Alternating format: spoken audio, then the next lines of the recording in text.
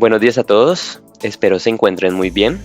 Mi nombre es David Vargas, ahí soy analista de marca en Ciesa y para mí es un placer tenerlos a todos ustedes como asistentes en este evento virtual. De parte de Ciesa queremos agradecerles a todos los asistentes por su presencia y esperamos que este webinar sea de gran aporte e importancia para ustedes. Para mí es un placer también presentarles a Roger Román, socio de Russell Bedford DSA, quien nos viene a hablar el día de hoy de qué debe saber acerca de la reforma tributaria. Entonces, Roger, bienvenido. Muchas gracias por este espacio. Y, informarles que pueden ir haciendo preguntas y que las preguntas serán respuestas al final de la charla. Y nada, Roger, bienvenido. Estimado David, nuevamente muy buenos días. Buenos días a todas las personas que en este momento se están conectando a la charla, a las personas que en este momento poco a poco van ingresando, que seguramente haremos una pequeña introducción como para que vayan ingresando toda la cantidad de inscritos que tenemos. Como siempre, para mí es un placer poder compartir estos espacios, con el Instituto Nacional de Contadores Públicos, con Ciesa. De verdad que para nosotros es un placer. Primeramente, y tal vez los que han tenido la oportunidad de que ustedes participen en algunos webinars que yo he editado, como siempre, hoy vamos a hacer una charla un poco más ejecutiva.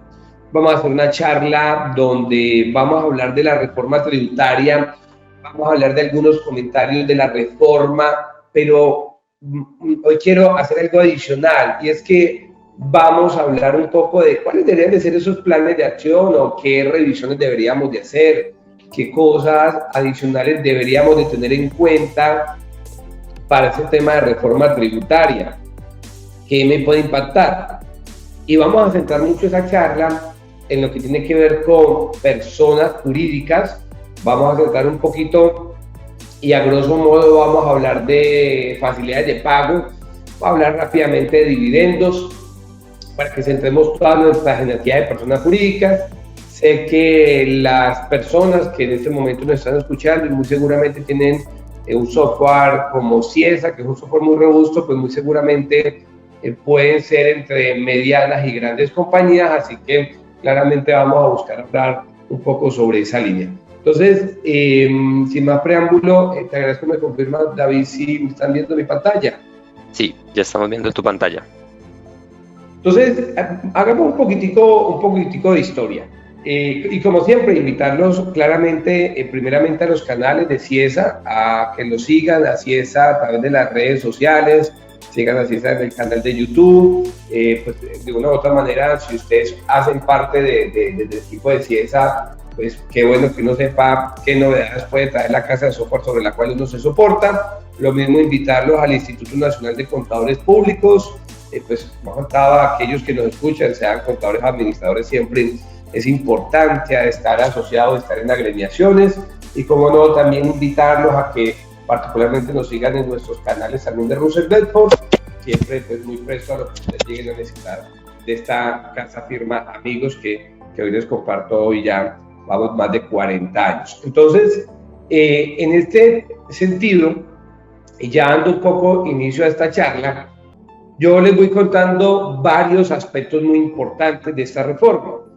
Esta reforma tiene unas cosas buenas desde un punto de vista histórico, y es que, si bien es cierto, salió el 13 de diciembre, realmente conocíamos el texto definitivo como desde el 20 de noviembre aproximadamente. Ya conocíamos de una forma muy detallada qué se venía en materia tributaria, lo cual nos dio chance en algunas compañías, y también nos ha dado chance que ya prácticamente desde noviembre a febrero llevemos 3 meses estudiando, conociendo, detallando cuáles son esas modificaciones de la reforma tributaria, la cual puede sacar uno desde ya varias conclusiones, donde primero encontramos que la búsqueda del mayor recurso fiscal va a encontrarse en las personas naturales, sin duda alguna continúan las personas jurídicas, y que no hubieron cambios significativos o relevantes en materia de impuesto a las ventas.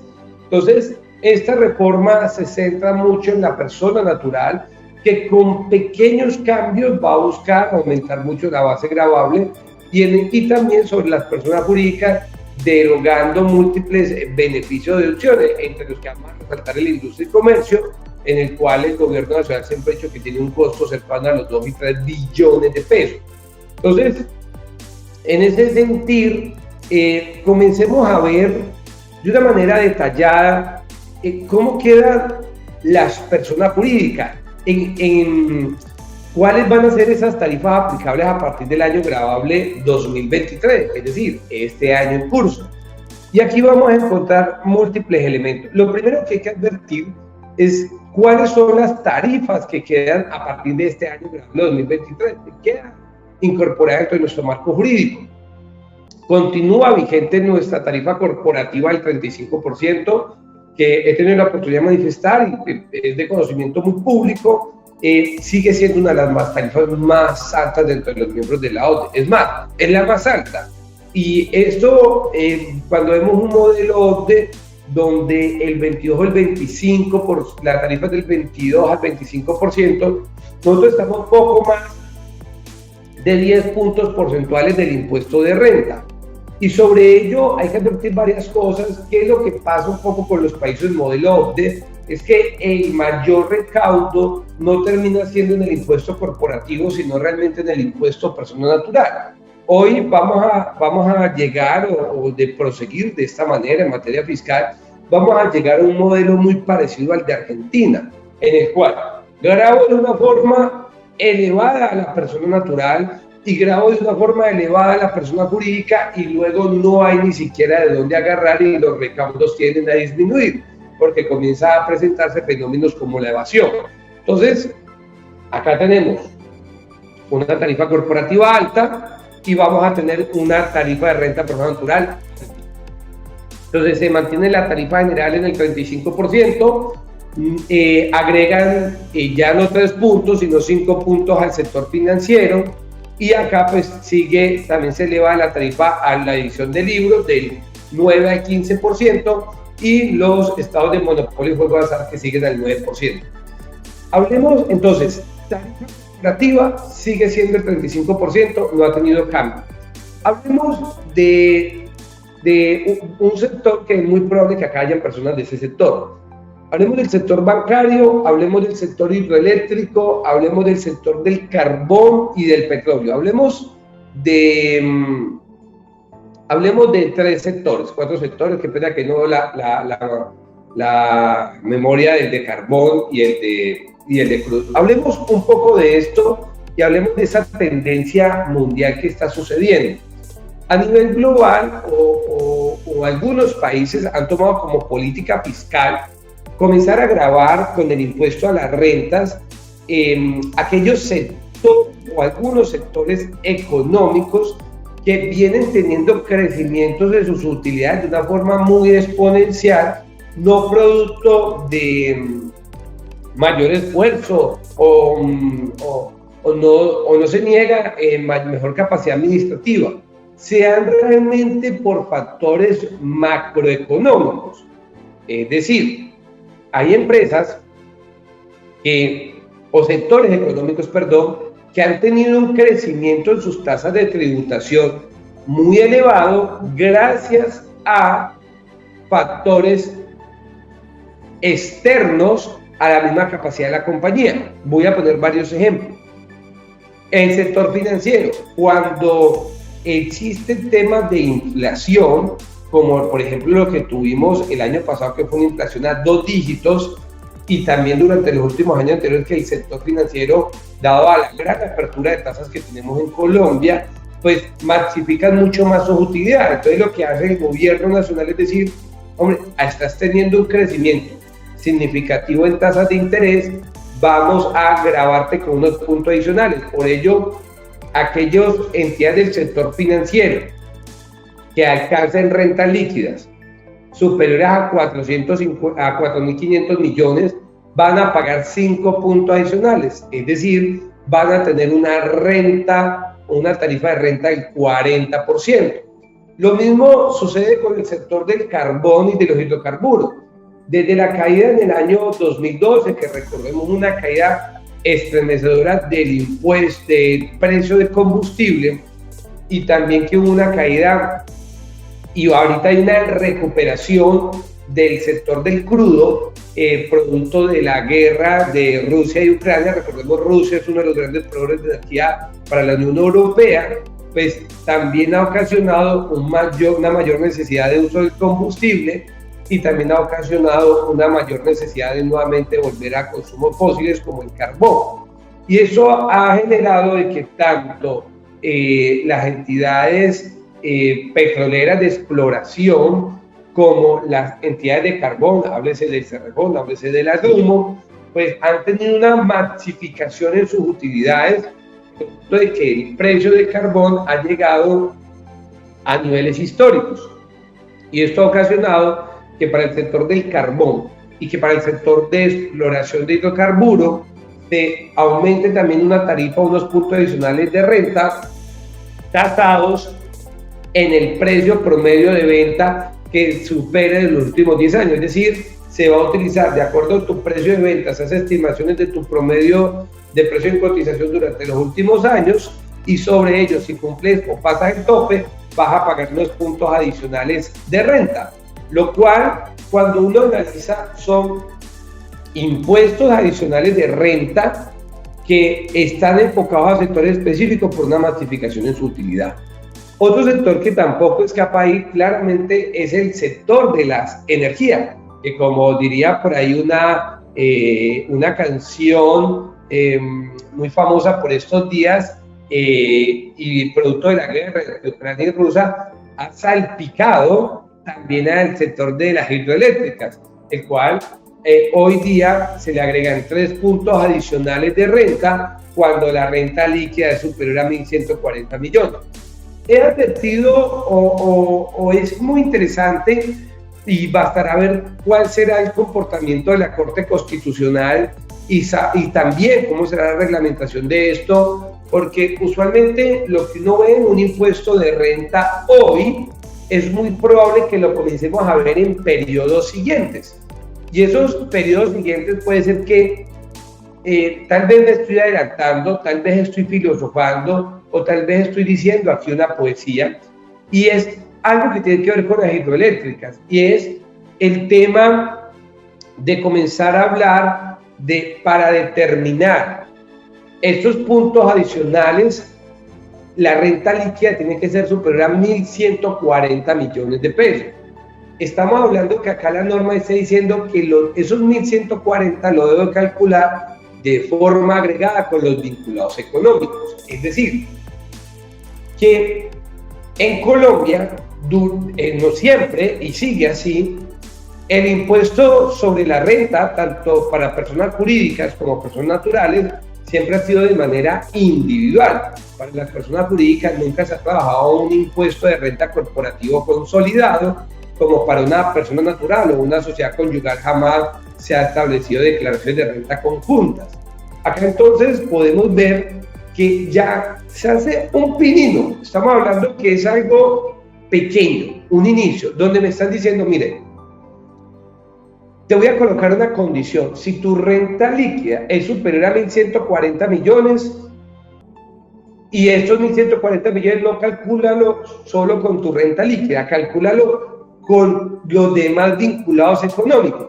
Entonces, acá podemos ver que hay varios principios en nuestra materia de derecho tributario consagrados en nuestra Constitución, que uno pudiese hablar que no hay una igualdad o una equidad, porque es que me estás tomando otros vinculados económicos que son personas jurídicamente independientes a mí, y me estás tomando teniendo en cuenta una base.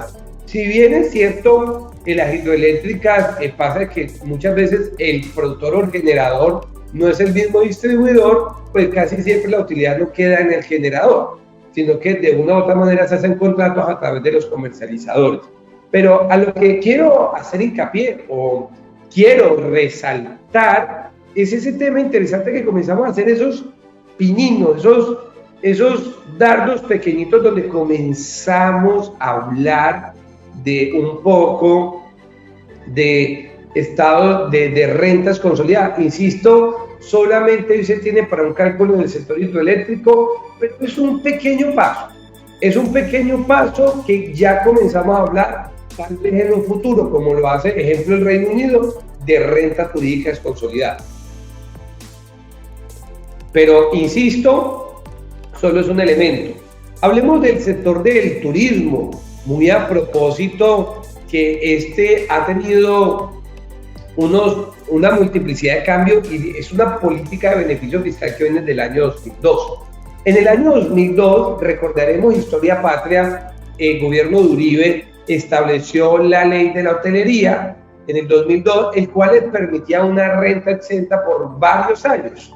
Esa renta exenta luego fue modificada por el CRE, luego derogaron esa renta exenta, luego la Corte Constitucional reconoció eso como un derecho jurídico consolidado y bueno, luego el gobierno de Duque estableció otro beneficio para el sector hotelero y así sucesivamente, pero lo que tal vez llama acá la atención es continúa el beneficio, pero ¿cómo queda el beneficio? Entonces, el beneficio queda hoy día, y sostiene, tarifa especial de renta del 15% por un término de 10 años, aplica para proyectos nuevos o remodelados de más del 50%, pero aquí importante, solo para municipios de hasta 200.000 habitantes. Entonces, si yo quiero construir un nuevo hotel en Bogotá, no voy a gozar de este beneficio, tendría que construirlo, ejemplo, en Chía. Entonces, si yo lo quiero hacer aquí en Barranquilla, lo construyo no en Barranquilla, sino en Puerto Colombia. Si estoy en Medellín, pues lo termino construyendo en Santa Fe o lo construyo en Itagüí. Pero ya en las zonas capitales con densidad poblacional de más de 200.000 habitantes, la nueva hotelería no tendrá entonces este tema de beneficio por tarifa de renta. Entonces, aquí podemos ver, aquí tenemos la inspectoría, aquí podemos ver cómo tarifa general de renta podemos sacar de una forma muy sencilla tarifa de renta. A mí me encanta trabajar con el Excel, no sé si a ustedes les pasa también, pero podemos hablar de forma resumida que la tarifa corporativa sigue siendo el 35% y unas tarifas diferenciales para algunos sectores como la hotelería que quedan el 15%, juego de suerte y azar por monopolio rentístico, también nos vamos a encontrar 15% por edición de libros y vamos a encontrarnos una tarifa especial del 20% de zona franca. Hablemos de esa zona franca porque aquí hubo una batalla campal, aquí durante cada uno de los años siempre se discute el tema. Considero que lo que pasó con la zona franca no está todo tan mal, porque no tiene sentido, y eso es muy cierto, de que un sector en particular, y no quiero quedar aquí como que está bien grabar más o meter impuestos, no considero que haya sido la manera, pero también es muy cierto que yo no puedo constituir una compañía dentro de la misma ciudad, en un espacio particular, otra sociedad donde yo tengo un premio por mi tarifa de renta. Eso hay que ser conscientes de ello. Entonces, ¿cómo quedó la zona franca? Vamos a hacer una explicación o un recuento importante del régimen franco, porque estoy seguro que aquí deben de haber personas jurídicas de ello o que en algún momento han tenido interés. Hablemos de las zonas francas de la siguiente manera. Una zona franca o las zonas francas están divididas en algunos tipos. Está clasificada por la industrial. Por la industrial tenemos la de servicios, tenemos la comercial y tenemos las zonas francas especiales y las zonas francas especiales. Hay otros tipos de zona franca que son zonas francas de frontera, pero vamos con estas puntualmente. ¿Cómo estaban antes? ¿Cómo quedan hoy? Y algunos casos muy jocosos que hasta podemos sacar de ahí que considero, más bien, lo considero innecesario. Algunas cositas que hicieron ahí. Primero, hoy o antes de la reforma estaba en el 20% la industrial, la del servicio y las zonas francas especiales, y en algunas que tienen derechos jurídicos consolidados el 15%.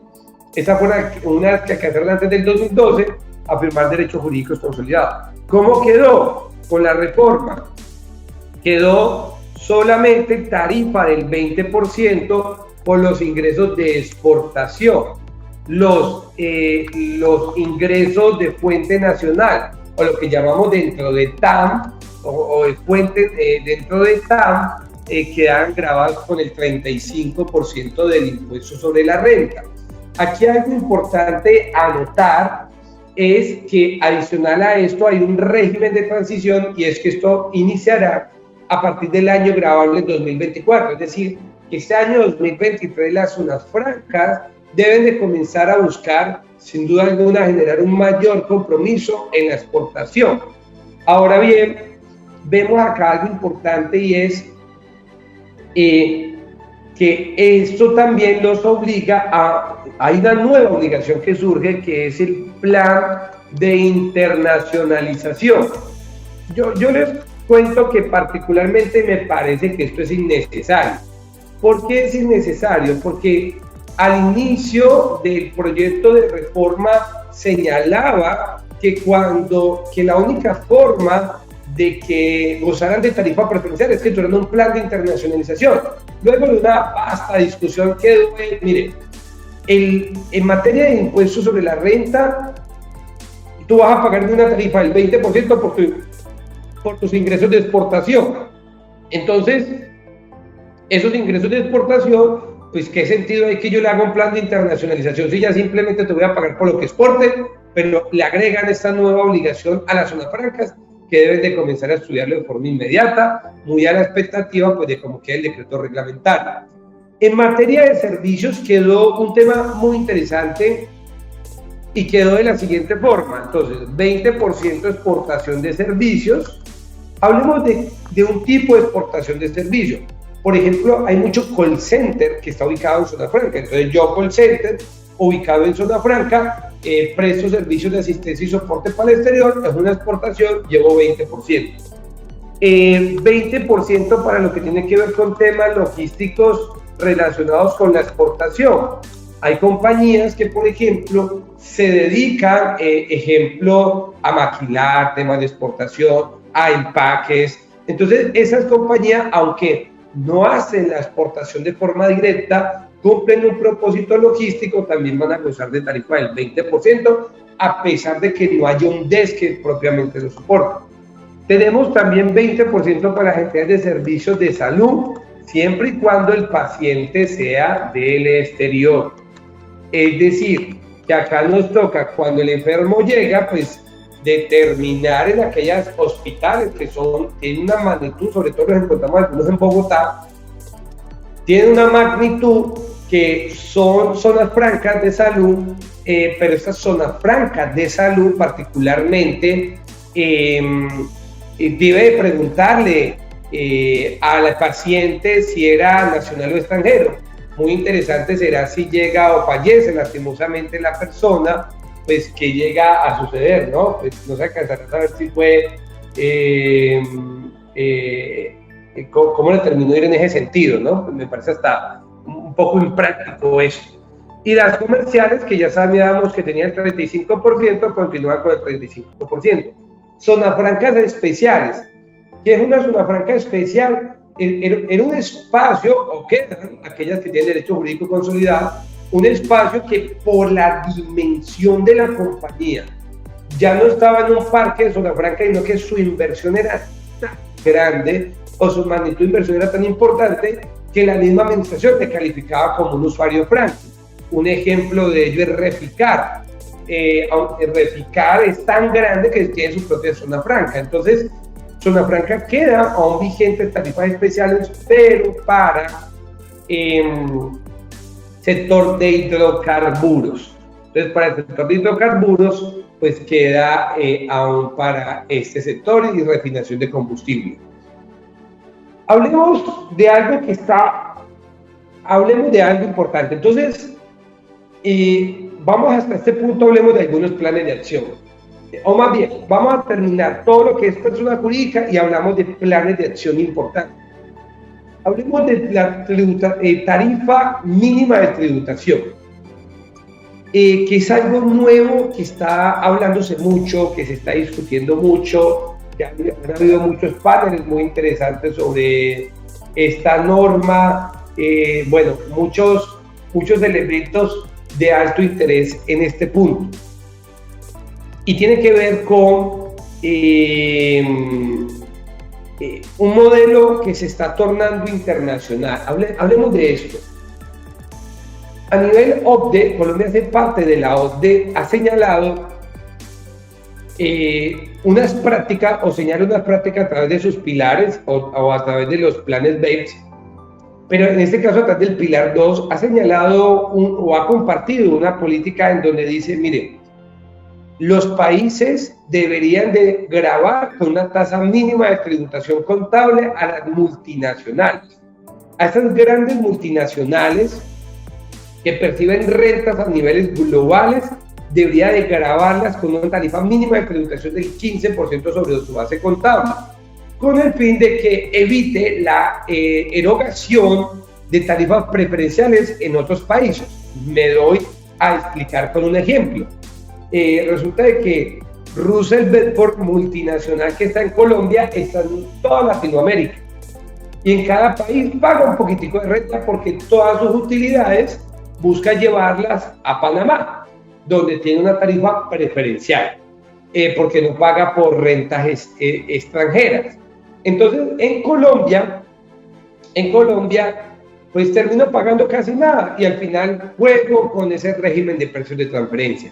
Entonces, acá lo que dice es, mire, no, usted que está ubicada, sucede en Colombia, debería de pagar de la utilidad contable que usted generó a nivel global una tarifa del 15%. Es lo que sugiere el modelo OCDE, más otros requisitos y unas fórmulas especiales. Pero Colombia hemos hecho una adaptación, para ponerlo en unos términos prácticos, criolla, adaptados, muy novedosas al modelo colombiano.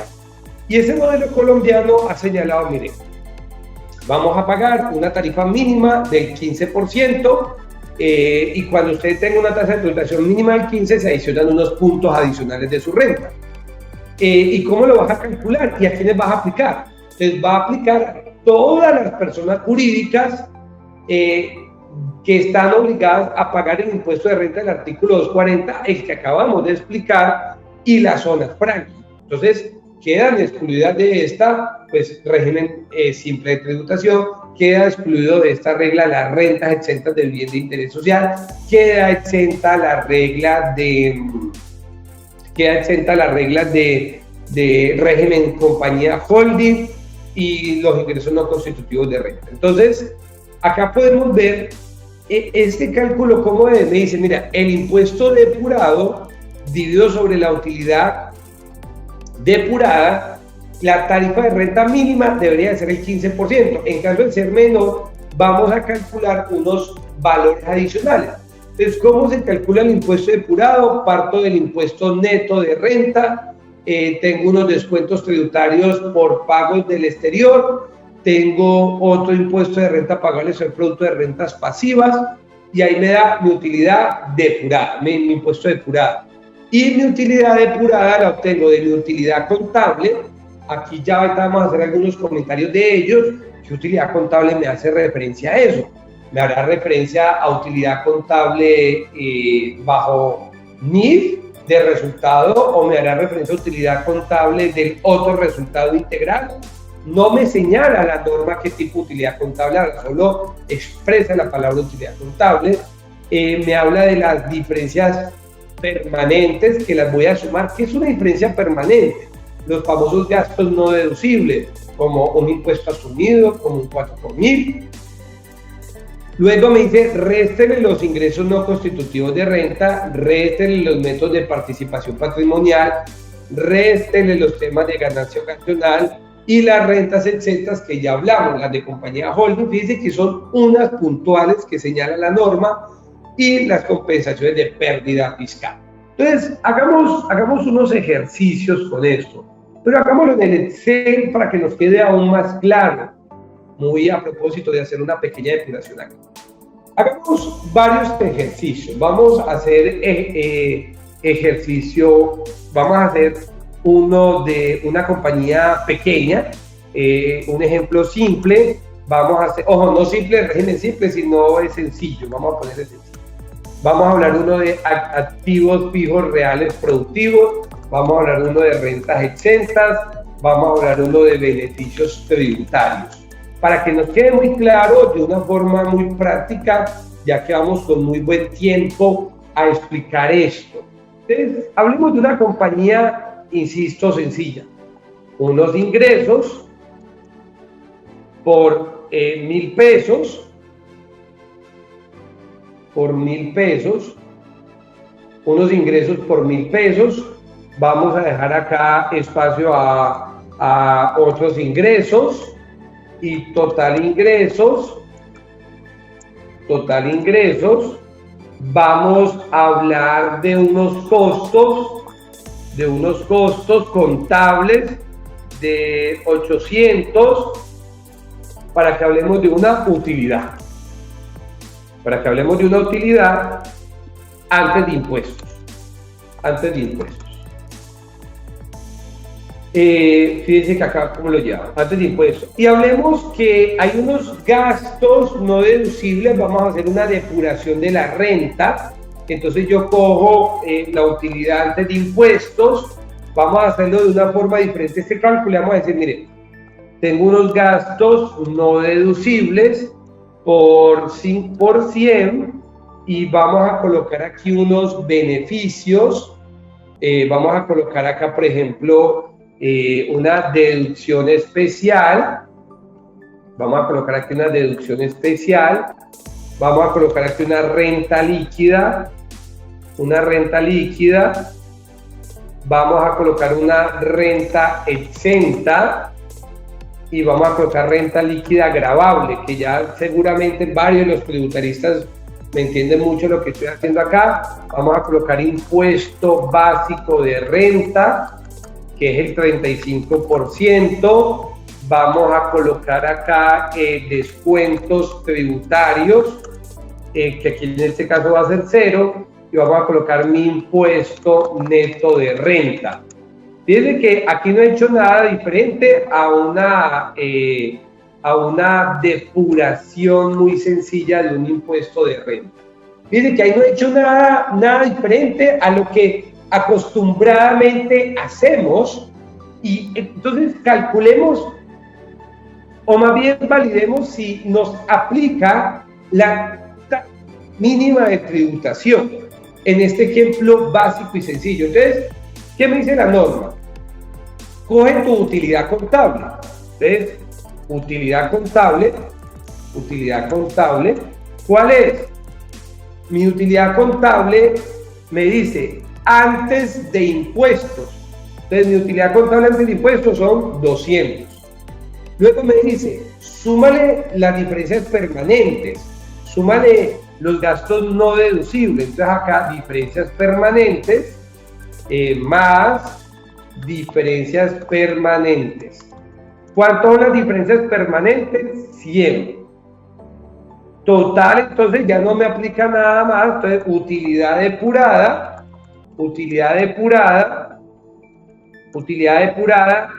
300. Luego me dice, toma tu impuesto neto de renta depurado. ¿Cuánto es mi impuesto de renta depurado? Pues el mismo impuesto neto de renta, porque acá no tengo descuentos tributarios del exterior. Entonces, impuesto neto de renta es 35. ¿Y qué me dice la norma? Divida impuesto depurado sobre utilidad depurada. ¿Cuánto da eso? Entonces, mi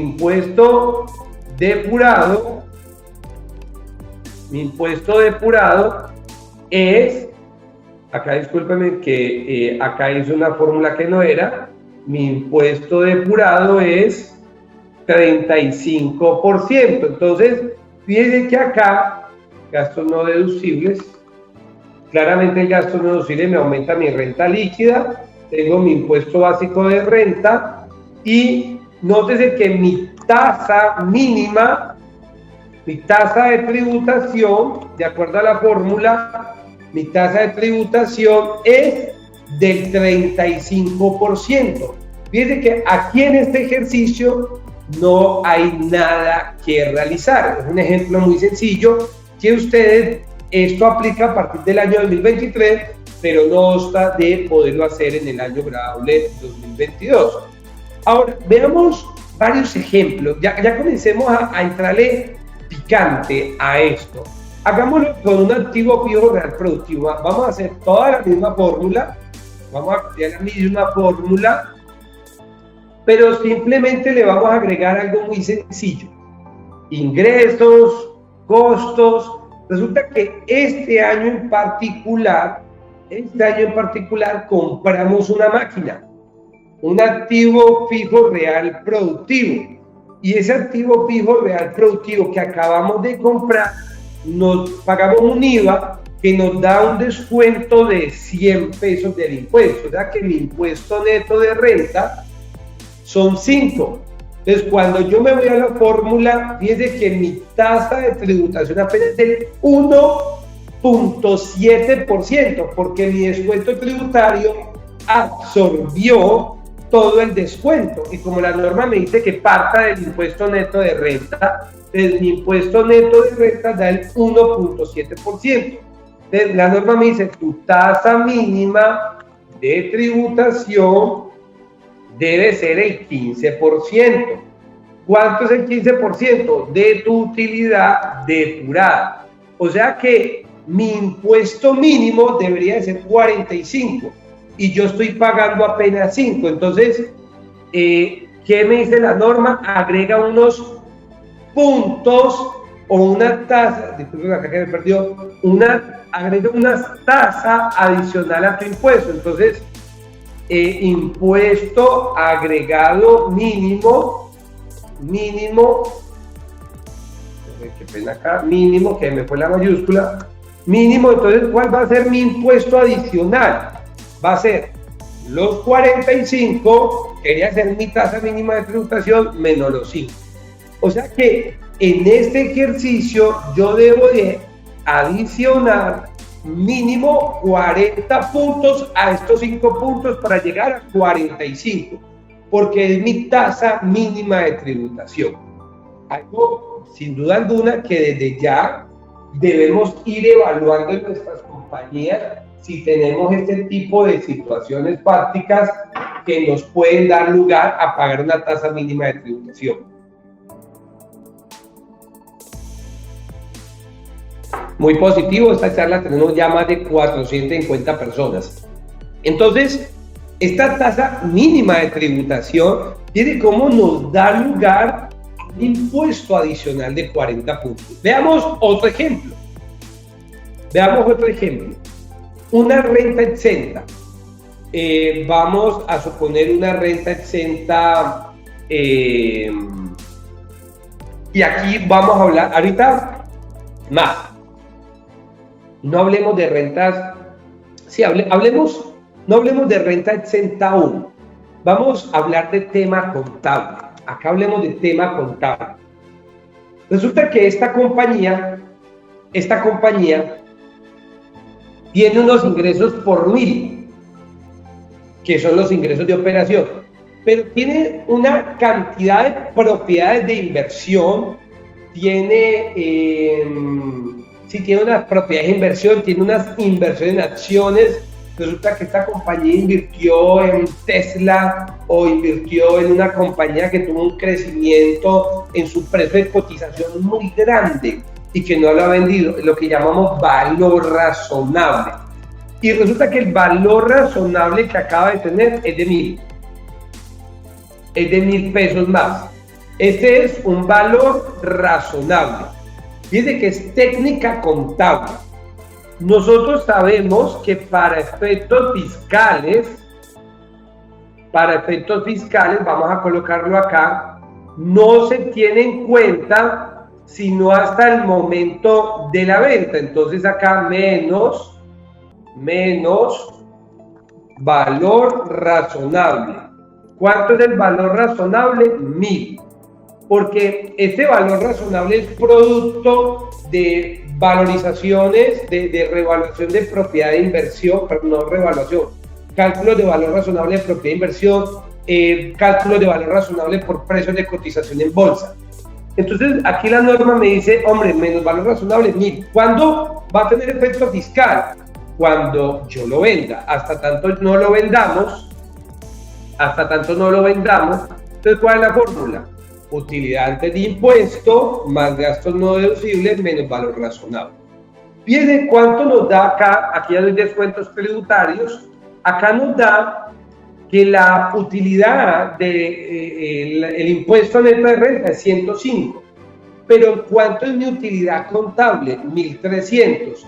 Por ende, cuando yo cojo mi impuesto neto de renta, lo tomo, me da 105, pero como mi utilidad contable es mayor producto de este valor razonable, entonces nótese que cuando yo calculo mi tasa mínima de tributación es el 8.1%. Por ende, yo tengo que pagar mínimo 90 pesos más. O sea que deberemos de pagar 195 del impuesto de renta. ¿Y qué pasa? Que el próximo año yo vendo esa inversión, pago mi ganancia ocasional, no voy a recuperar ese impuesto que acabo de pagar. En otras palabras, estaría tributando 2 veces. Fíjense cómo se vuelve delicado este tema de la tasa mínima de tributación para las compañías, por haberlo hecho de una forma tan particular, por no decirle tan raizal o tan criollo a esa fórmula que se inventaron. Según decía el tema del pasillo, esto solo iba a ser para megacompañías. Es más, el proyecto 2 lo plantea para compañías de 750.000 millones de dólares en adelante. 750 millones de dólares en adelante. Estamos hablando de una compañía que factura más de 3 billones. Aquí en Colombia, no. Desde la empresa cero tiene que hacer. Entonces, supone este problema. Veamos un beneficio tributario, por ejemplo, una deducción especial, una inversión, ejemplo, en ciencia y tecnología. En ciencia y tecnología, ¿ok? En ciencia y tecnología. Entonces, veámoslo acá. Tenemos un beneficio, por ejemplo, de eficiencia energética. Entonces tengo un beneficio especial de eficiencia energética de 1000. Este beneficio de eficiencia energética da lugar a que mi renta líquida pues termine siendo muy bajita, porque como tengo una deducción especial de 1000, mi renta líquida de utilidad antes de impuesto, más gastos no deducibles, menos esto, mi renta líquida gravable da 0, por ende mi impuesto neto de renta es 0. Entonces, como mi impuesto neto de renta es 0, mi tasa mínima de tributación entonces van a ser 45 pesos. Nótese que realmente yo estoy pagando menos, es porque el Estado me está reconociendo una deducción especial de eficiencia energética. Hagamos varias conclusiones acá. Primera, hablemos de plan de acción, hablemos de unos planes de acción y hablemos de unos retos. Plan de acción ya que debes de efectuar. Esto aplica año 2023. Primero, debo validar si me afecta mi tasa mínima de tributación por aspectos contables. Es que gran parte de mi utilidad se genera por valores razonables. Por ejemplo, resulta que es que yo manejo muchos derivados. Yo manejo, y casi siempre acierto a los derivados. Yo soy una compañía que se dedica a la especulación en bolsa y debo reconocer todo valor razonable. Yo manejo puro activo biológico y muy reconociendo ese ingreso. Entonces, primero debo validar si me afecta la tasa mínima de tributación por políticas contables. Y si me afecta por políticas contables, debo de evaluar si voy a someterme a pagar un impuesto adicional por una política contable, o si llegará a pagar, o si no me aplica y puedo seguir con mi tema contable. 2. si me afecta por beneficios tributarios. Hombre, es que este año vamos a hacer la inversión de una fábrica muy grande, vamos a tener un IVA en adquisición de activo fijo real productivo y no me está dando el beneficio, o sea que este beneficio me va a tocar graduarlo en varios años y para efectos de mi flujo de caja y impuesto de renta debo de variarlo por varios años. Impuesto diferido. Entonces resulta de que hoy, basado en mi cierre contable, basado en mi cantidad de políticas contables, yo antes mi tasa promedio de impuesto de renta era del 9% porque tenía otros beneficios. Entonces, mi tasa efectiva de impuesto de renta debería de ser 15%.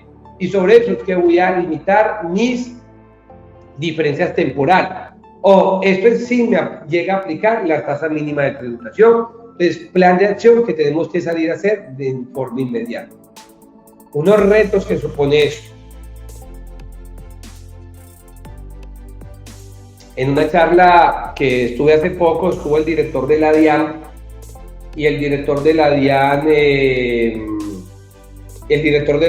nos decía que van a salir más de 16 decretos reglamentarios. ¿Qué esperamos que nos diga? Primero, que nos diga ese decreto reglamentario, ¿cuál utilidad contable hace referencia? ¿Hace referencia a la utilidad contable del resultado? Que es la sana lógica lo que nos indica, o hacer referencia al resultado integral.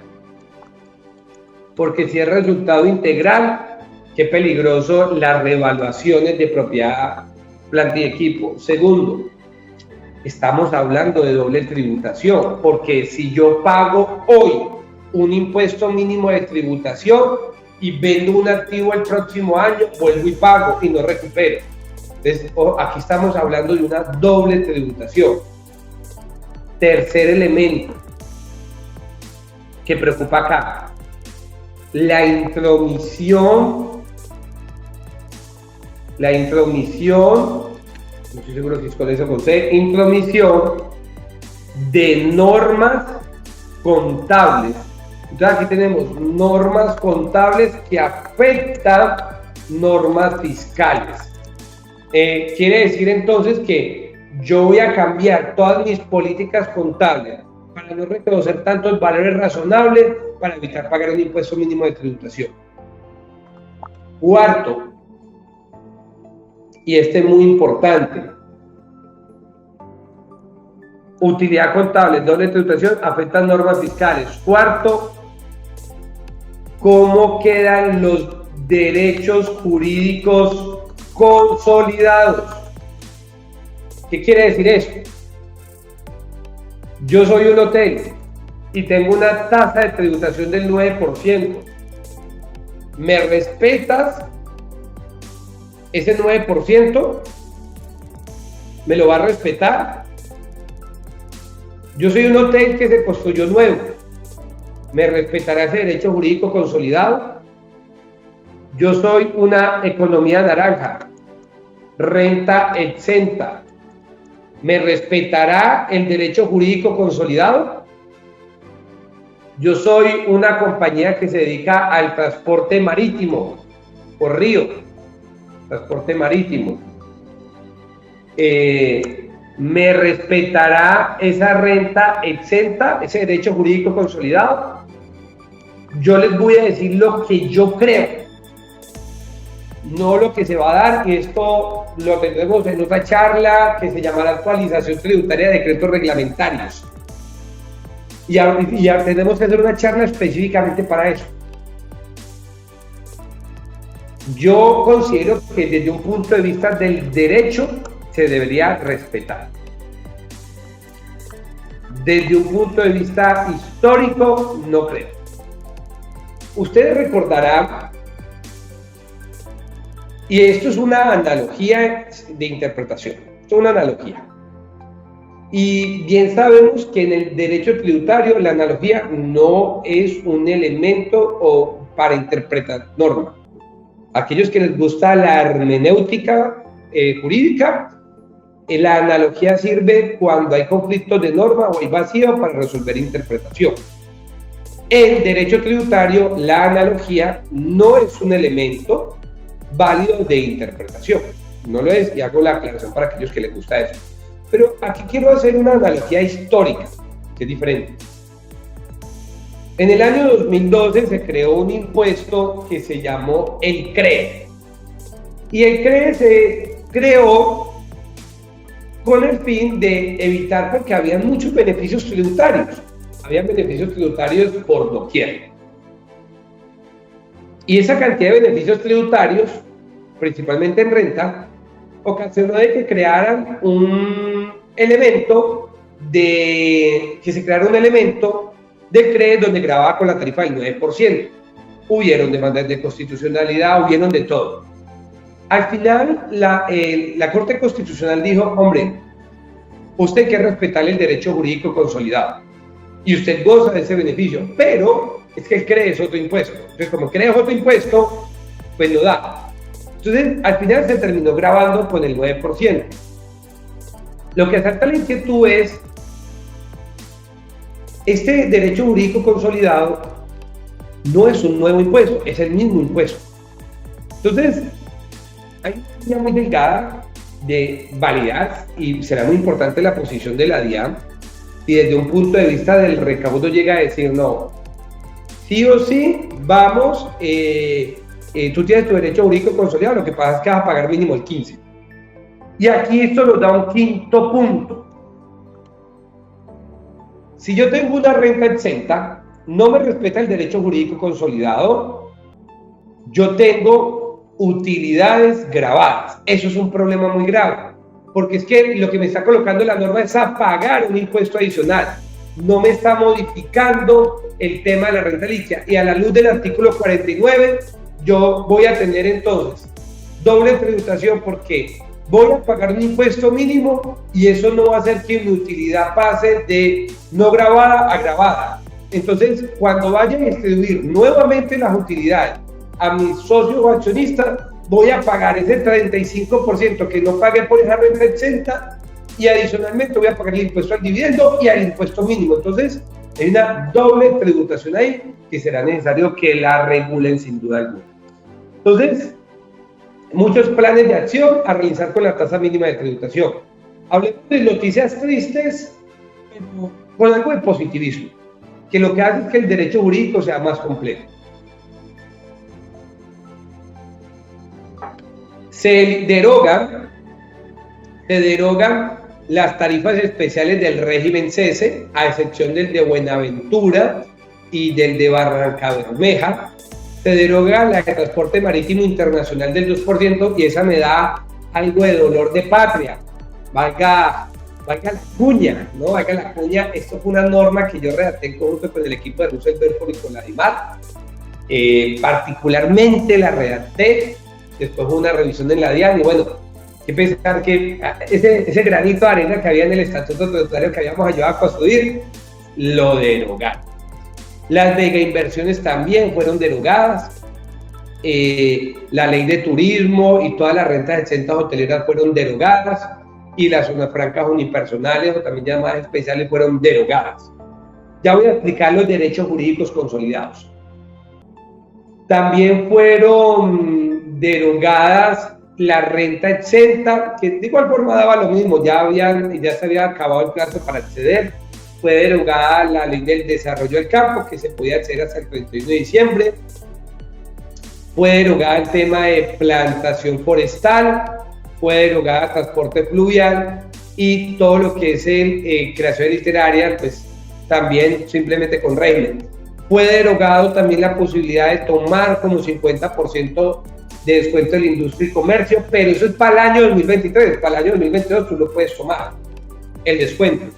Ya fue derogado el tema de los días sin IVA y fue un golpe muy duro para explotar temas medioambientales y de recursos, que es el tema de las regalías.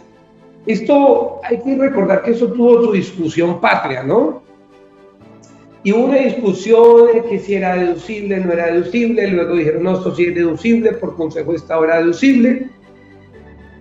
y ahora el legislador ha determinado, no, ya estas regalías por explotaciones de recursos no renovables no es deducible. Esto tiene tanto de ancho como de largo y depende de la óptica que tú lo mires. Si estás en la corrida de toros, dirás, es un beneficio que lo hayan quitado y eso es una carga muy grande para estas compañías. Si tú lo miras como un ciudadano desde la gradería, hombre, bien que haya pasado eso porque pues, es la explotación de un recurso natural. No estamos hablando de cualquier cosa, estamos hablando de nuestra conservación medioambiental que dependerá mucho de nuestra calidad humana, biológica en un futuro. Claro, no se puede dar la posibilidad de que eso también se deduzca. Entonces, tiene tanto de largo como ancho, dependiendo del punto de vista fiscalista que lo chequeemos. Acá también, ahora, hablemos de esto que se acabó de derogar y vamos a hacer hincapié a esto. Entonces, lo que aquí la norma trajo algo más que novedoso, nos trajo algo muy positivo en un sentido de evitar discusiones jurídicas. ¿Qué dice?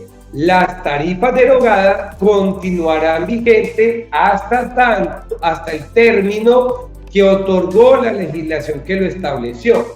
Es decir, que aquellas que accedieron a un beneficio, a un derecho jurídico consolidado y que cumplieron con todos los elementos para acceder, van a conservar ese beneficio por el mismo término que la ley lo estableció. Es decir, ejemplo, yo accedía a una economía naranja, me dieron 5 años, entonces a mí me van a respetar esa renta exenta por 5 años. Lo mismo pasa con las rentas hoteleras. Yo accedí a la renta hotelera del 9% por 10 años, me respetan mi tarifa preferencial. ¿Qué va a pasar acá? Que vamos a tener unas ultraactividades de norma y que vuelven más complejo nuestro derecho jurídico consolidado. Y bueno, entonces toca estar muy atentos a las compañías que usted ingrese si alcanzaron a respetar esos beneficios, porque nos van a seguir conservando por el término de la ley que lo estableció. Acá para ya delimitar un poco, esto es un beneficio nuevo que nos limitan, algunos beneficios tributarios que quedan limitados, disculpen que este se nos quedó. Una fórmula sencilla, pero por espacio de tiempo creo que vamos a pasarle un poquito más. Podemos entonces cerrar: eliminación del descuento tributario de ICA, no deducibilidad de las regalías, se establece aportes voluntarios de la declaración de renta. Esto es muy curioso. Usted va a poder, como buen contribuyente, buen ciudadano, pagarle un poquitico más de renta a la DIAN si usted quiere. Esto es un pago voluntario, no le genera ningún beneficio tributario. Yo creo que esto está más hecho como para, hombre, tengo un saldo a favor de esas personas. Hay muchos contribuyentes que le asusta cerrar con un saldo a favor. Eso ya se ha venido eliminando un poco, porque a veces se cree que es que tener un saldo a favor me va a ocasionar una revisión de la renta. No, para nada. Eso no necesariamente funciona así. Acá lo que va a suceder es, si tú tienes un saldo a favor y de 20.000, de 100.000, la compañía la baja liquidar y no quieres cerrar con ese saldo a favor, lo que haces es que le pagas más, le haces un regalo al Estado de ese saldo a favor, si así lo quisieras y ya. O si tú tienes un muy buen año y quieres darle más dinero al Estado, o regalarle dinero al Estado de forma directa, no genera ningún beneficio económico en contraprestación, diferente a sentir que eres un gran contribuyente. Se extiende la deducción del costo del café, ahorita también para los cultivos de papa. Esto es una realidad sociocultural. Recordemos los cultivadores de café tienen un problema, que es que el que recoge el café va a la finca hoy, va a la otra finca mañana, o se queda 15 días, y a veces el pago de seguridad social es un complique. Y más que ese municipio hay que pagar en efectivo. Entonces, a los cafeteros les permite el 40% como costo de pleno derecho. ¿Qué significa pleno derecho? Que en prueba contraria, les permiten tomar esa deducción, ahorita el 30% del costo, pero para la papa. Algo pues, realmente bien, son realidades sociales de algunos sectores económicos que no se puede entender como un beneficio, sino como una realidad. Las entidades sin ánimo de lucro, que ahora van a poder renovar o se extiende el plazo hasta el 30 de junio, es decir, antes era el 31 de marzo, eso era una fecha muy apretada para las compañías, se extiende hasta el 30 de junio. Hablemos del impuesto al dividendo. Hagamos unos comentarios para ya ir pasando un poco a algunas reducciones de sanción y luego demos un espacio para las preguntas. El impuesto al dividendo hay que dividirlo en dos. Pero, hablemos de una palabra importante para entender esto del dividendo. Hablemos de cuándo se entiende exigible un dividendo. Hablemos primero de ello. El artículo 27 del Estatuto Tributario, si alguien lo puede chequear, numeral primero, si no estoy mal, numeral primero creo que es, dice: se entenderá un ingreso en materia del dividendo cuando esté en la calidad de exigible. Si es exigible, y el decreto reglamentario dice, mira, exigible significa, en palabras pisas pedagógicas, cuando se pueda cobrar. En palabras tributarias es cuando no has establecido ningún plazo o condición para el pago, o si lo has establecido, ya se ha cumplido el plazo o condición. Entonces, en ese momento ya se entenderá en la calidad exigible. Veamos un simple ejemplo. Distribuimos dividendos de utilidades no grabadas dividendos del 2017, en adelante, no grabadas, y decimos que lo vamos a pagar en 6 meses. Entonces, se entenderá exigible ese dividendo en 6 meses. Ahora no hay que hacer nada. Contablemente se puede reconocer el ingreso, pero para efecto fiscal se entenderá ese ingreso en 6 meses. ¿Por qué lo digo? Lo digo porque muchas personas salieron a distribuir dividendos en el año pasado y colocaron una condición de pago. No, es que se paga el próximo año. No hicieron nada, porque no quedó en calidad exigible. No, la vamos a pagar por 7 cuotas. No está en calidad exigible. Entonces, ténganlo muy de presente. Ahora, ¿qué cambió? Para los no residentes, la tarifa del dividendo pasó del 10% al 20% vía retención, es decir, un impuesto al dividendo muy alto.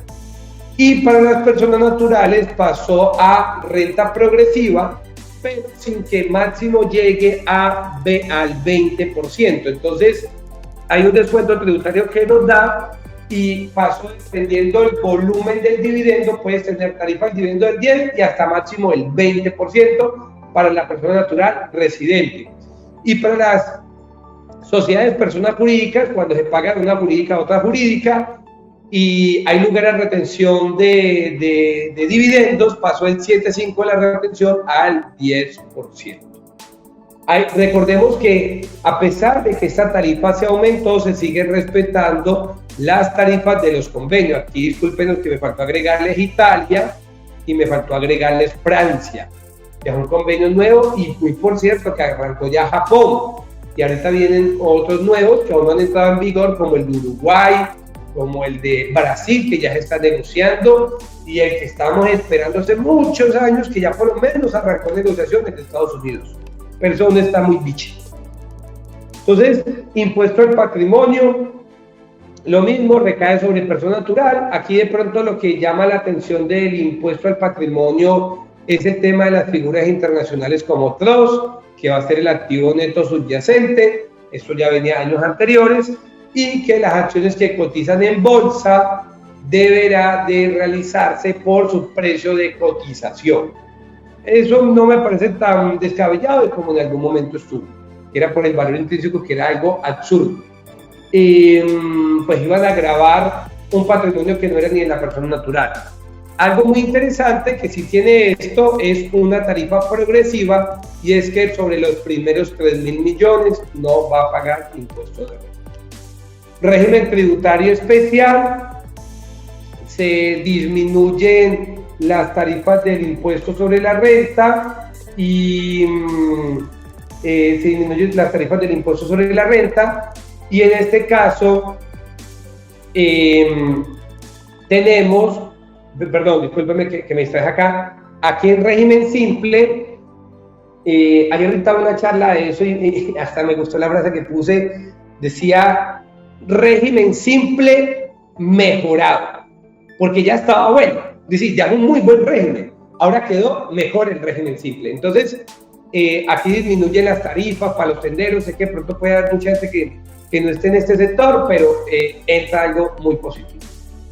Las tarifas, vuelvo insisto, ya pasamos a 6 grupos, se disminuyen para algunos sectores, recomendando mucho esto al sector de hospitales. Lucha contra la evasión, esto de la presencia económica significativa, por tema de tiempo no lo vamos a alcanzar a tocar hoy, pero no, esto no aplica para todo mundo, para unos muy puntuales. Quiero resaltar de esto varias cosas. Simplemente decirles en este punto, porque aquí estamos frente a compañías grandes, muy seguramente las casi 500 personas que están conectadas. Hablemos de algo, de un poco de temor, ¿no? Porque en Colombia parece mentiras.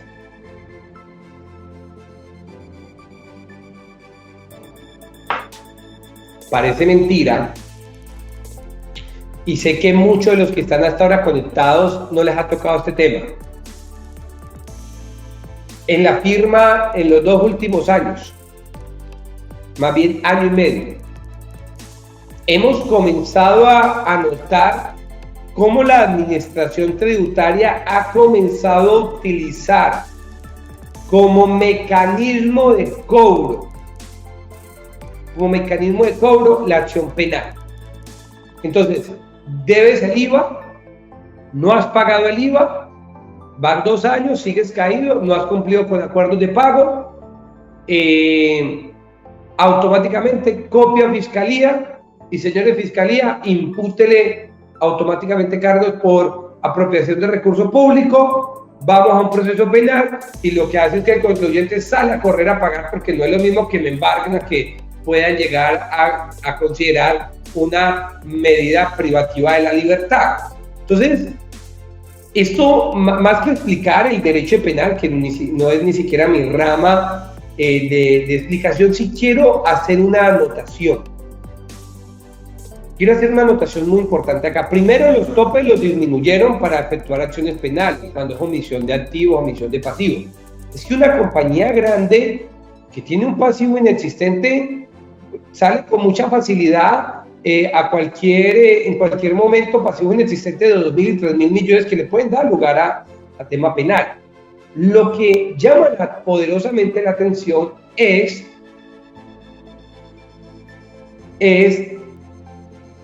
que se suspende la acción penal en acuerdos de pago de hasta 5 años.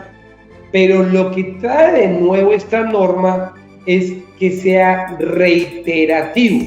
Hoy día, cuando yo tengo una acción penal, yo pago y ya se extingue la acción, precluye la acción. Pero lo que me está diciendo ahora la norma es, ok, precluye, pero es que si usted se la pasa en eso, ya no va a precluir. Entonces tengan mucho cuidado este tema penal, porque tiene muchos problemas. Primero, es muy afanoso uno tener la fiscalía encima, es muy afanoso ir a pagar abogado penal. Yo siempre digo, eso es invertir plata buena en plata, no es que sea mala, sino que se puede invertir en otras cosas. Ten mucho cuidado con ese punto.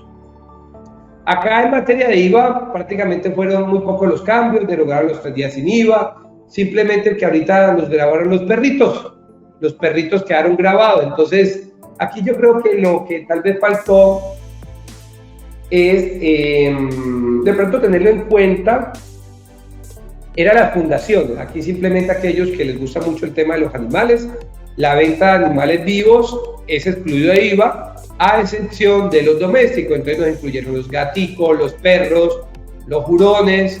A mí me tocó, yo pensaba que esto era un caballo. No, un cobayo es como una ratica. Entonces yo dije, van a crear un caballo. No, los cobayos, casi que todo esto que hurones, conejos, chinchilla, todo eso es muy parecido a lo que son conejos. La verdad, cuando me puse a buscarlos, no sabía ni siquiera que existía. Ah, y los mini pigs, que no he conocido la primera persona en mi experiencia con un mini pig. Justamente mi hija tiene una tortuguita, me sorprendió que no los colocaran ahí.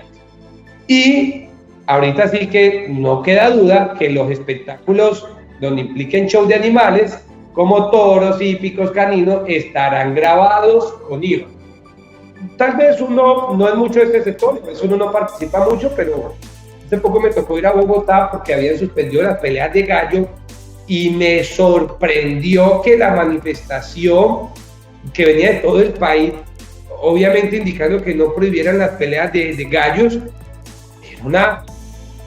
era una señora manifestación, una manifestación muy larga, pero aquí sin duda alguna entonces ya los deportes taurinos, hípicos, pues que nos gustan mucho hoy día, pues ya quedan grabados con el impuesto a la renta. Facilidades de pago, como estamos de tiempo, estamos apenas para explicar esto de facilidades de pago. Voy a explicar varios beneficios de facilidades de pago. Y aquí ojalá podamos estar muy atentos porque quiero dejar un tiempo para responder varias preguntas. Hablemos de un plan de acción ya. Esto es un plan de acción ya que hay que realizar. La norma me dice, no son ineficaces, o más bien, cuando yo presento sin pago una retención en la fuente, por ahí artículo 588, pasados los 2 meses, si no lo presento con pago, se me entiende como ineficaz la declaración, pero la DIAN sí me lo puede cobrar. Entonces, cuando yo presento una declaración de retención de la fuente sin pago, después de pasados los 2 meses, me se entiende ineficaz. ¿Qué sucedía? Que estaba pasando un alto costo para los contribuyentes, que muchas veces por calcular el interés de una manera, de una metodología o de otra, se terminaban pagando menos de 10 VT y eso me daba como ineficaz la declaración. Acá la DIAN dice, mire, me da dos elementos, una norma transitoria y una norma permanente. ¿Qué me dice la norma permanente? Cuando usted presente una declaración de retención en la fuente y la presente o deje de pagar hasta máximo 10 VTs, se entenderá ineficaz una vez transcurra 1 año de presentada la declaración. Y la norma transitoria es, mire, si usted tiene declaraciones ineficaces, que ha sido por dejar de pagar 10 VTs, puedes pagar la declaración y presentar la declaración sin liquidar sanciones y solo pagando el interés de ese pequeño capital. Entonces, ahí tenemos un gran beneficio y un plan de acción que hay que hacer ya es tomar las declaraciones de retención en la fuente.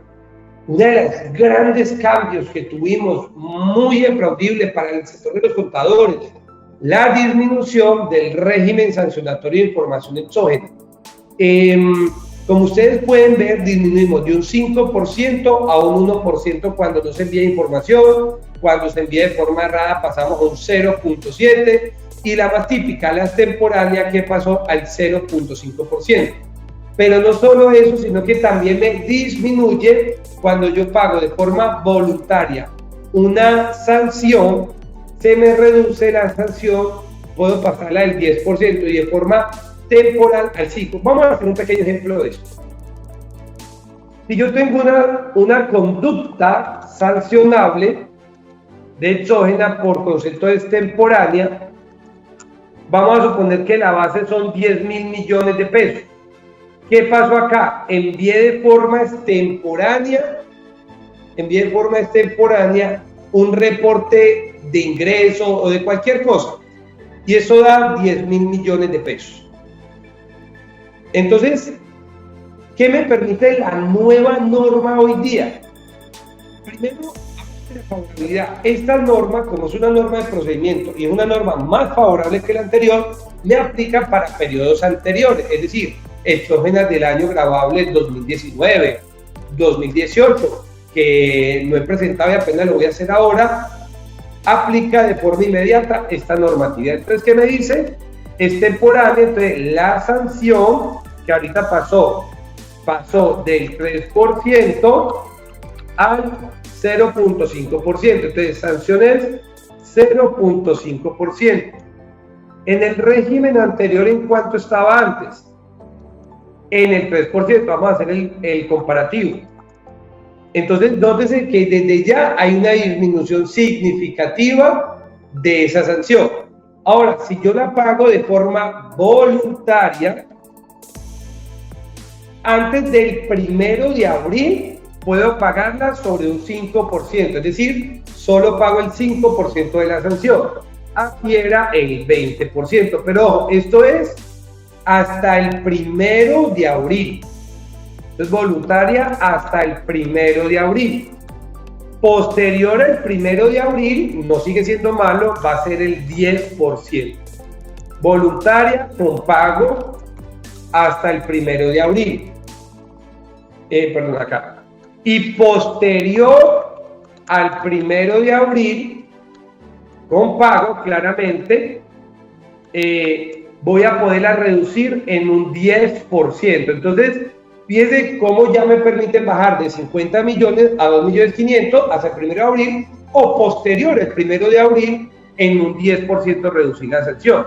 No hay nada que comparar. Ahora, y si yo tengo favorabilidad, no he cometido esa misma conducta en periodos anteriores, voy a poderla reducir a la mitad en cualquiera de los dos escenarios. Es decir, y acá pues también me daba igual la posibilidad. Entonces, fíjense cómo hoy tenía que pagar 30 millones a 1.250.000 pesos, o 2.500.000 después del 1 de abril. Recomendación, ya, revisar, ¿tenemos o no contingencias de exógenas de periodos anteriores? Corregir o presentar o pagar la sanción respectiva para ya delimitar. Importante, cuando pague la sanción, deje el papel de trabajo de cómo liquidó la sanción y cuál fue su base gravable sobre la cual la liquidó. Listo. Tasa de interés reducida de forma transitoria, y muy a propósito, que la tasa de interés moratoria está casi en el 45% para este mes. Hasta el 30 de junio va a haber una tasa de interés transitoria en todas las obligaciones. La norma dice todas las obligaciones sin indicar el periodo, y van a tener tasa de interés reducida de un 50%. O sea que recordemos que cómo calculamos hoy en día la tasa de interés moratoria. Entonces, tasa de mora, no recuerdo en cuánto está este periodo, creo que está como en el 45%, menos 2 puntos porcentuales, así lo dice la norma, me da el 43, esto dividido la mitad. O sea que esta va a ser, ejemplo, en febrero, la tasa promedio de interés moratorio. Acá, discúlpame que voy a abrir otra presentación, pero vamos a explicarlo manual. Hay un artículo de la reforma que es el artículo 93. Acabo de salir un concepto desafortunado donde la DIAN considera lo siguiente. Vamos a hablarlo y a detallarlo. Denme un segundo, vamos a abrir otra presentación para que lo tengamos más fácil, para que ya con esto cerremos nuestra charla por el día de hoy.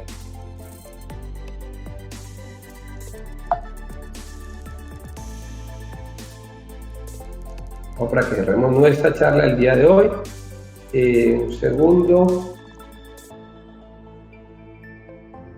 ¿Qué está abriendo? David, ¿me escuchas? ¿Me escuchan de Ciesa? ¿Me escuchas a mí? David, ¿me escuchas? Aló, ¿me escuchas? Perfecto. David, quería preguntarte cómo vamos con el número de preguntas. ¿Hay mucha pregunta o poca pregunta? No tenemos en estos momentos 1, 2, 3, 4 preguntas. Ok, perfecto. O sea que nos da chance de explicar esa temática. Listo. ¿Me confirman si ahí están viendo mi pantalla, por favor? Sí, la estamos viendo. Listo. Entonces, hablemos del artículo 93 de los omisos. Hablemos de este artículo. Artículo 93, omisos. La norma señala que las personas jurídicas naturales que se encuentran omisos de presentar una declaración tributaria, pero omisos hasta el 31 de diciembre, van a poder presentar esa declaración tributaria. Aquí se dejó muy claro que son los del artículo 641, los omisos o, por ejemplo, ineficaces de retenciones en la fuente, van a poder presentar su declaración reduciendo la sanción y los intereses de mora en un 60%, con la posibilidad de aplicar también principio de favorabilidad, lo mismo con la tasa de interés de mora. ¿Qué es lo único malo en la tasa de interés de mora? Que la DIAN señaló en su concepto que esta reducción de sanción no es concomitante con la reducción de tasa de interés de sanción, de interés. Es decir, que lo que acabamos de ver, esto no se puede reducir en un 60%, lo cual me parece desafortunado porque no, en ningún momento la norma lo está limitando, pero la posición de la DIAN es no. Reduces tu sanción después de aplicado favorabilidad en un 60%, y si tú quieres tu interés también, pero en un 60%. No puedes coger el 50% y luego el 60%. Así que sigue siendo muy bueno. Así que si usted está omiso en una declaración, es la posibilidad para adelantar. Y acá también, en una de las de inexactitud, ya también, aquí ya no hay nada que interpretar. Aquí la DIAN acaba de decir, hombre, esto solo aplica a aquellos que tengan errores en su declaración o tengan que hacer algún tipo de corrección en su declaración, va a poderla realizar, y esa sanción por corrección, es decir, la del 10%, va a poderse reducir también al 60%, siempre y cuando lo corrija y solamente de manera voluntaria. Fue la interpretación que acaba de dar la DIAN en un concepto que salió apenas hace 2 días. Solo vas a poder corregir si tienes una sanción en exactitud, vas a reducir al 60%, pero de forma voluntaria. Ya lo otro lo hemos visto, un poco de prelación de crédito. Esto es importante si hay una compañía aquí que nos está escuchando que está en proceso de reorganización o va a aspirar a entrar, ya la DIAN no puede obstaculizar ese proceso. Y facilidades de pago, ya se extiende a más personas, algo muy positivo, pero también dice, ojo, yo no te puedo dar facilidades de pago si usted en el pasado, usted es una persona que no cumple el acuerdo. Es, digamos, lo único nuevo que tenemos ahí en facilidades de pago. Declaraciones de IVA, pues si usted tiene un problema de declaración de IVA porque declaró bimestral o anual, pues tiene la posibilidad de subsanar sin ningún tipo de sanción, aunque la norma también señaló que pues ya eso no es necesario a partir de esta sentencia, que casi que dejó en firme muchas de esas declaraciones.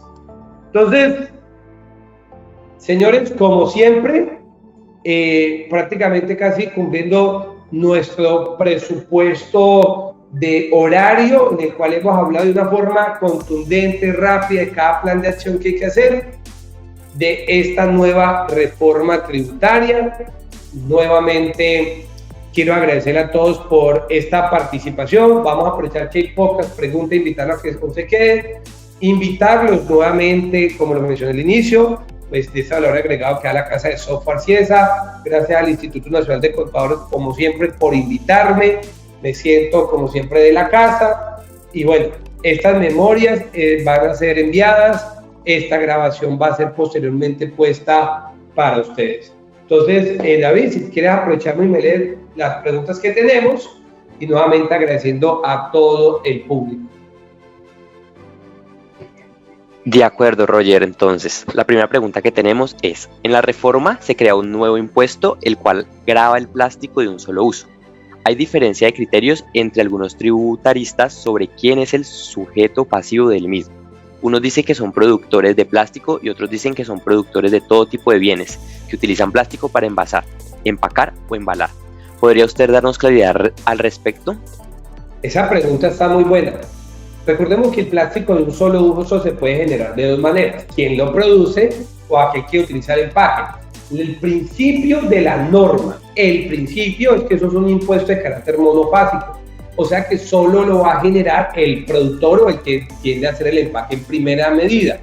Así que en este sentido, yo, Roger, soy productor de ese plástico de un solo uso que se lo voy a vender a una empresa para que empaque. Quien causa el impuesto de una sola vez soy yo que lo produzco, porque el impuesto solo se causa una vez y no se graba dos veces ese tributo del plástico de un solo uso. Es muy interesante la pregunta. Eso también lo dijo el concepto unificado, que lo invito a que lo lean. Perfecto, Roger. Por acá nos pregunta Edison Ordóñez: ¿la utilidad contable que toma para el cálculo de la tasa mínima de tributación es NIF o Colgap? Recordemos que la Colgap es NIF. Hay tres tipos de compañías, ¿no? Más bien, hay muchos grupos de aplicación de norma internacional. A veces nos han enseñado que son solo tres, realmente hay como 7. Está los que aplican contabilidad simplificada, NIFRAFIM, IFRS público, hipótesis en marcha, normas de carácter público. Es más, hay un problema también, es ¿qué pasa si yo soy un establecimiento permanente, pero yo llevo US GAAP? Y esa es mi política contable, US GAAP, pero también llevo NIF para efectos de cumplir obligaciones formales en Colombia. ¿Cuál aplicará? US GAAP, que es sobre lo que yo llevo mi establecimiento permanente, o debo aplicar IFRS. Entonces, la respuesta es, en mi considerar, es las normas técnicas aplicadas en Colombia, ley 1314, o sea que van a ser NIF, o IFRS público, contabilidad simplificada, o normas del sector público. Perfecto, Roger. Nos preguntan sobre la distribución de dividendos: si en el acta se informa que se distribuyen pero no se indicó fecha de pago, sino que se dijo que cuando haya flujo de caja, ¿podría haber algún inconveniente? Claro, eso es una condición, porque ahorita ahí quedaríamos en un tema subjetivo. Cuando haya flujo de caja, cuando haya en la cuenta el valor que se tiene que pagar en dividendos, eso es una condición. Entonces, eso es mejor no dejarlo ambiguo y más bien dejar claro qué es cuando haya flujo de caja. Hay algún criterio, porque lo estás condicionando. Entonces, tú lo hiciste para ahorrar el impuesto al dividendo, corrige SAT. Tú no lo hiciste para ahorrar el impuesto al dividendo, sino de acuerdo a tu realidad societaria, pues por lo menos termina de reglamentar. Perfecto. Por acá nos preguntan, por favor me explica de nuevo si se presentó declaración de IVA cuatrimestral en el 2022, pero la DIAN indica que es bimestral. ¿Puedo corregir? Por favor, ¿me puede aclarar? Esa pregunta está muy buena.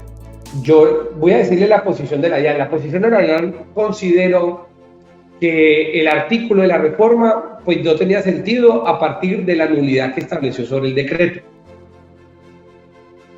Yo particularmente considero que sí guarda sentido aún ese artículo, porque si yo tenía que pagar de manera bimestral y lo hice cuatrimestral, uno se va a la práctica. Me están diciendo, corrige la declaración, ponla en el periodo que no vas a pagar absolutamente nada. Pues, a pesar de que no me la puede declarar ineficaz, la DIAN sí me puede llegar a cobrar un interés, porque yo tenía que haber pagado ese dinero era bimestral, no en un cuatrimestre, por ejemplo. Entonces, práctica, si tú lo hiciste, aprovecha, corriges y no te genera ningún tipo de sanción. Ok, perfecto. Roger, nos dicen por aquí, buenos días, ¿esta ley cómo afectó al pago de la seguridad social en los independientes? Artículo 89. Hay efectivamente un artículo que modifica, vamos a ver si lo tenemos acá, creo que no está acá, denme un segundo por favor, denme un segundo para explicarlo. No lo había tenido en la charla por tema de tiempo, no lo había incluido en la charla, por tema de tiempo no lo había incluido, pero hablemoslo. Hablemoslo de forma muy, a grosso modo, este tema, un momentito. Hablemoslo de forma rápida. La seguridad social, eso tiene una historia. Esto tiene una historia y esa historia es que prácticamente quedó muy similar. Recordemos que el Plan Nacional de Desarrollo fue declarado inexequible y quedó de una forma muy similar a la que hoy día está realmente. Nos quedaron trabajadores por cuenta propia, independientes y prestadores de servicio. Primer problema, seguimos sin que nos definan que es un por cuenta propia y que es un trabajador independiente.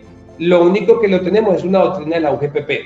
¿Qué dice acá? Que el prestador de servicios personal es aquella persona que trabaja en una alcaldía, que es muy normal en los gobiernos nacionales ese tipo de contrato, tienen que pagar su seguridad social sobre la base del 40%. Los otros, los independientes, los comerciantes, los por cuenta propia, pueden, del valor que van a pagar seguridad social, pueden tomar la base del 40% con la posibilidad de tomar costos y gastos obligados a llevar contabilidad más la presunción. Es decir, yo, Roger, comerciante, soy un tendero, vendo 100 millones al mes. De esos 10 millones yo tengo un costo de 80 millones, me quedan 20 millones. Sobre esos 20 millones yo voy a pagar sobre el 40%. Eso es 8 en 1, 8 en 2. Vendo 100 millones y me va a emitir una resolución donde me va a dar una presunción de costos. Mira, de esos 100 millones que ustedes por ser tendero, sus costos son 70%. No tienes que demostrar prueba de nada. Me queda una utilidad de 30, sobre 30 el 40% es la base variable sobre la que voy a pagar. Así que eso es hoy cómo quedó el tema de la seguridad social para independientes y trabajadores por cuenta propia y prestadores de servicio.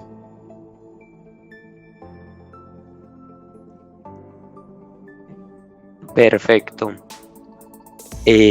Por acá nos pregunta, buen día, con respecto a la periodicidad del IVA, ¿solo debo corregir 2022 o los años anteriores también?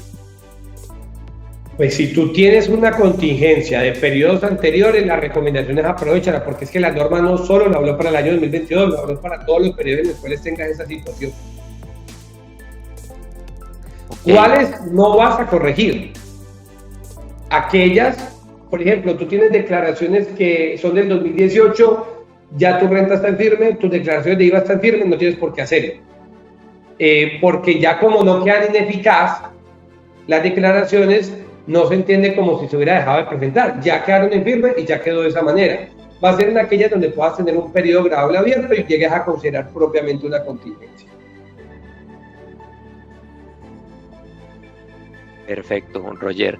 Pues Roger, esas son todas las preguntas por el día de hoy. Agradecerte por el espacio, muchísimas gracias. De Ciesa estamos muy agradecidos contigo, muy valiosa la información que nos compartiste el día de hoy, y recordarle a todos los asistentes que podrán encontrar este espacio y este webinar pregrabado en nuestro canal de YouTube y en nuestra página web ciesa.com. También informarles a todos que al finalizar el webinar les saldrá una pequeña encuesta que sería de mucho valor que nos la contestaran. Nuevamente agradecerte por el espacio, Roger. Muchísimas gracias. Ha sido todo un placer, David, un gusto para mí nuevamente. Y a todos los conectados, muchas gracias por participar. Les mando un fuerte abrazo y un excelente día.